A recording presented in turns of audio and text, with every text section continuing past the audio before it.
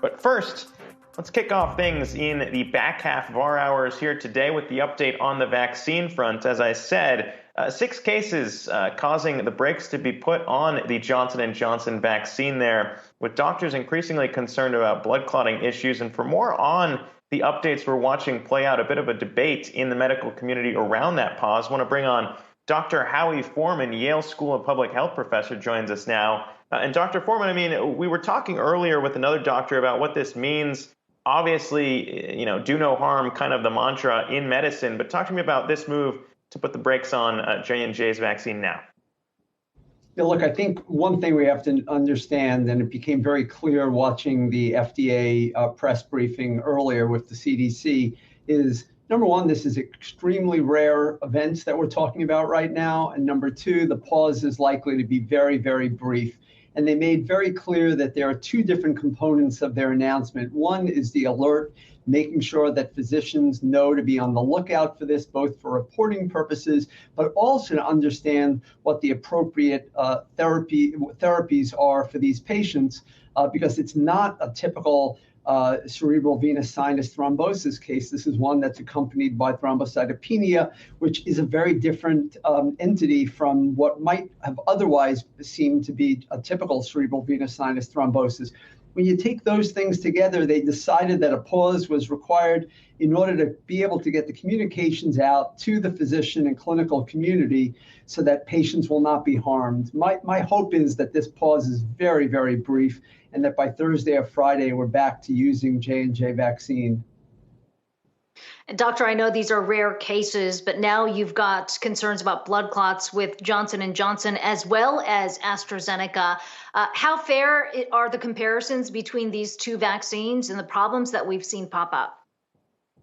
Look, I think it's fair to say that both are using an adenovirus vector, and therefore the similar type of findings do seem to be related. We need to be able to get better answers on that. But I think what's most important to understand is I'm not aware of any drugs out there or vaccines out there that don't have rare side effects that may be severe. So we just have to put this in proper context. We're not seeing anything that is outside the bounds of what we typically see with new drugs or new vaccines. Yeah, that's why, Doctor, having kind of from someone who's not in the medical community, it seems like on the outside looking in that it would kind of be judged from the public as kind of an extreme step and coming out and issuing a warning here and saying, look, pause right now.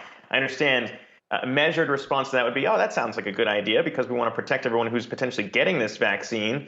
But when you think about the public perception now, if you are in an area where Johnson & Johnson might be the only vaccine that's afforded to you, what are your concerns now that it might impact prolonged impact here on maybe the public's perception of the safety around Johnson & Johnson's vaccine? So over the next few days, hopefully we're going to learn a lot more. If it is limited only to childbearing age women, then you might start to stratify who gets what vaccines, or at least you allow women to make the decision about whether they want to take what is still a tiny risk versus taking Pfizer or Moderna, which do not have this specific risk associated with it. But every bit of evidence we have right now says that older women, all men, none of these risks are associated with these conditions. And not to mention that by having this communication piece out there, we may be able to minimize, if not completely eradicate, the risk of death or more serious complications from this risk. So we've seen 1 death, we've seen 1 patient in critical condition. It may be the case that the only reason they had that end result or that result currently is because we didn't know how to treat it. Now we do. Doctor, when you look at the overall timeline here, we've heard the president say that he expects to have all Americans vaccinated, or at least have access to the vaccine by the end of May. I know Johnson & Johnson has been a small part of it, but given that we're just a few days out from the vaccines being opened up to the general population, to what extent does that timeline, or can that timeline still hold? Are we still looking at the end of May? I believe so. I believe this pause is going to be very brief. I believe that a person that 3 days ago would have gone to Johnson & Johnson probably will still make that decision if they measure all the known risks and benefits of it.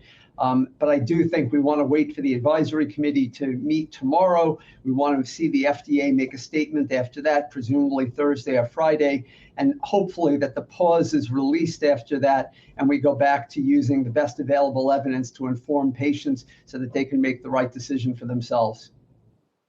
Yale School of Public Health professor, Dr. Howie Forman, appreciate you taking the time here to chat with us today.